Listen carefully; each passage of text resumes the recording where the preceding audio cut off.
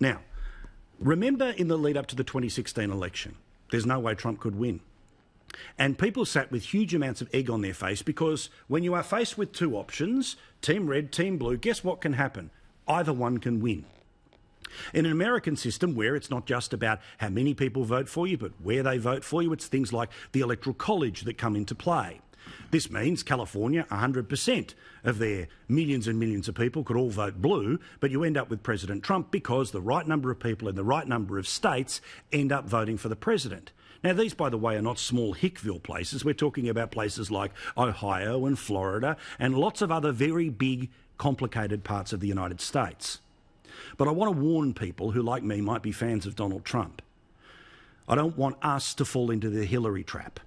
I don't want people to think that Bernie Sanders is so detestable, so unelectable, so crazy, so off the reservation that no one will join his crazy revolution. And I want to show you some polling. Now, I get it. Polls were wrong, and they were wrong at the last election. But this gives you an insight into mathematically how tight it might be for Donald Trump to return to the White House for another 4 years. Because even with Bernie Sanders as the candidate, you need 270 Electoral College votes to win the presidency. Well, right now, once you take the battleground states out, Trump has 248, Sanders has 248, as essentially they bank their safe seats in the Australian version of things. But I want to show you the swing states that add up to the number that gets you to 270. In Nevada, Sanders is leading. In Arizona, Trump is leading. Minnesota, Sanders is leading. In Wisconsin, it's currently a tie. One poll has Sanders up by 2, one poll has Trump up by 2.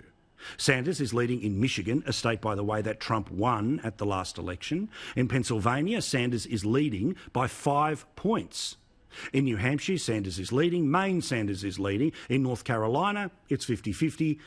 And even in Florida, where it is assumed that Trump would win and win big, and obviously a Castro-loving person at the top of the ticket is probably not going to win Florida. It means that if on current polling, going on who's leading, who's not, and where the toss-ups are, let's imagine that Trump won every single toss-up state that was still left.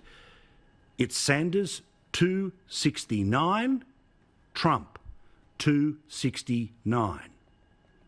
Now, to get to 270, the way that the state of Maine works is that you don't necessarily have to win the entire state as long as you win a particular congressional district or electorate, frankly, as we would call in Australia. You might be able to eke out 2 for him, 1 for me. There's generally always 1 vote for the Republicans there, so that's how he might get to 270. So don't fall for the trap that the Democrats did last time. Don't fall for the same thinking that Clinton had, that Sanders has no chance.